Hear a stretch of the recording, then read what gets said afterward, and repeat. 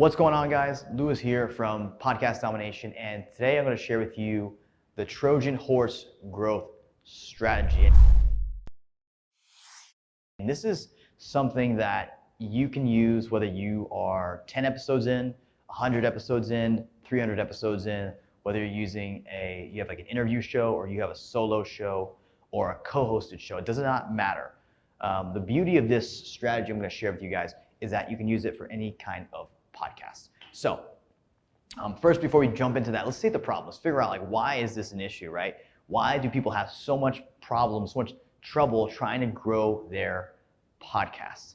And the issue is discoverability a lot of times, right? We cannot get discovered enough. Not enough new people are finding our podcasts. So that's a big issue. But what we're going to talk about here is how to really turn your content into something that's going to help you get found organically on other channels. So the problem as to why when people aren't finding us or people are searching us is because a lot of times our content isn't really searchable. It's audio format, right? And the show notes probably don't have that good of SEO.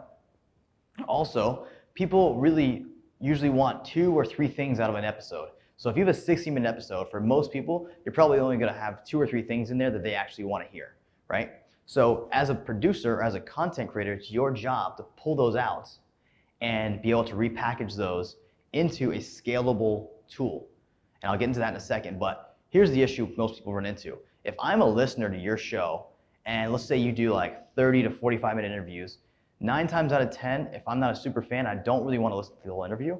I just want to listen to the couple of things that help me or that I want to listen to. So here's the problem.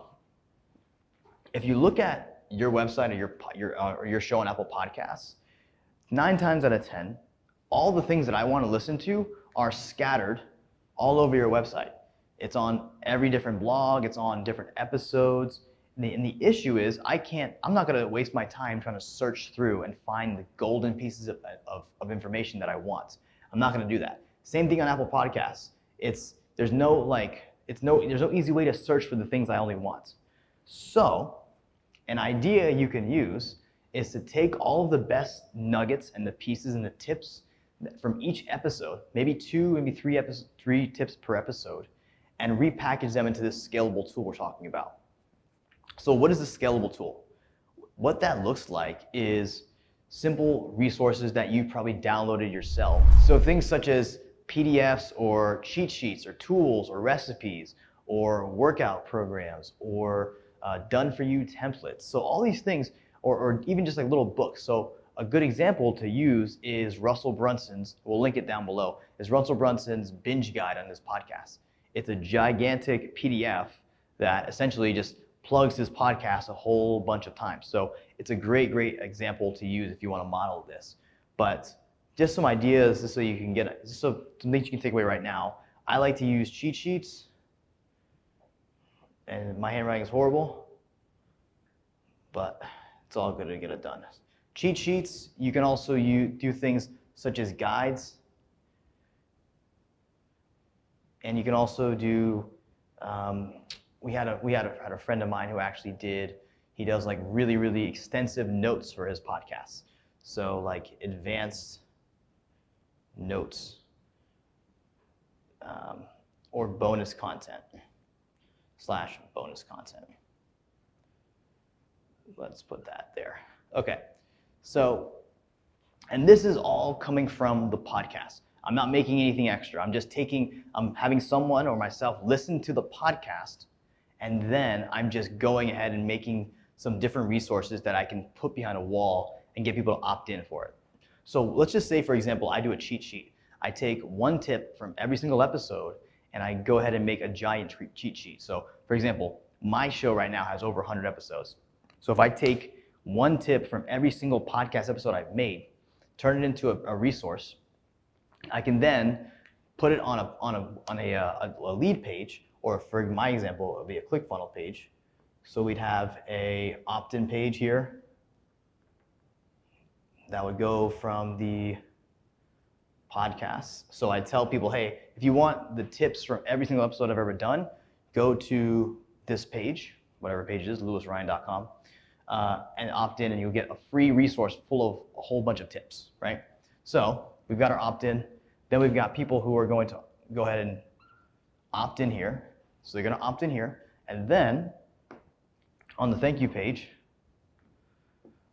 we can go ahead and actually send them other places. But that's really a bonus. That's like icing on the cake. What I really want them to do is opt in here. Like this is all I want. I want to send people from the podcast to here.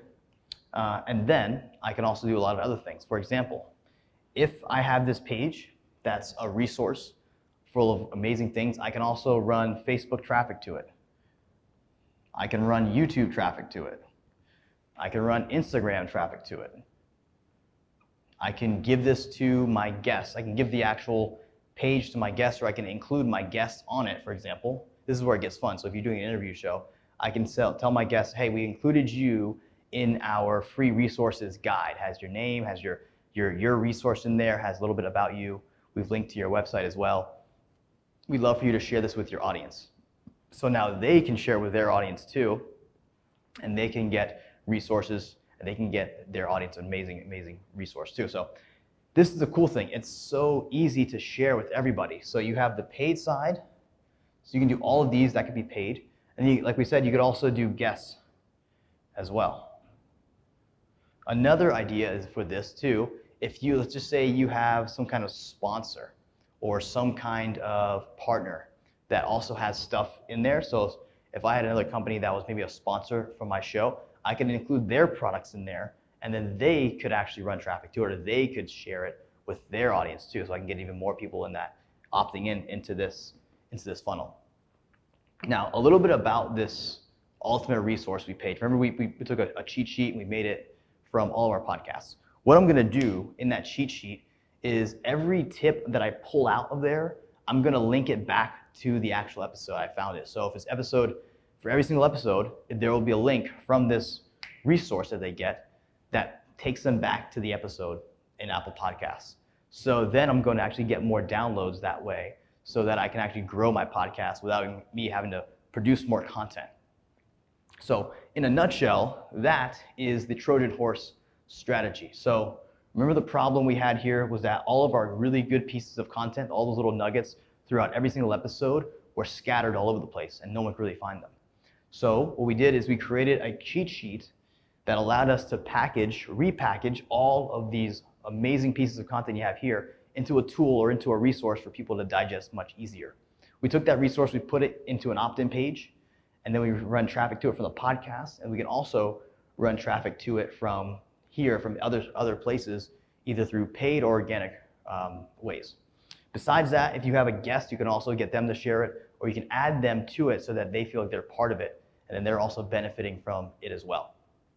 And then last but not least, you have the thank you page, which essentially can be another thing that you can maybe upsell them to, or you could send them back to the podcast. You can do a lot of cool stuff there, so the sky's the limit. So take this idea, or at least take parts of it, take what made sense, and enjoy it, and I want to hear your results with it. So I'll see you later. Thanks again.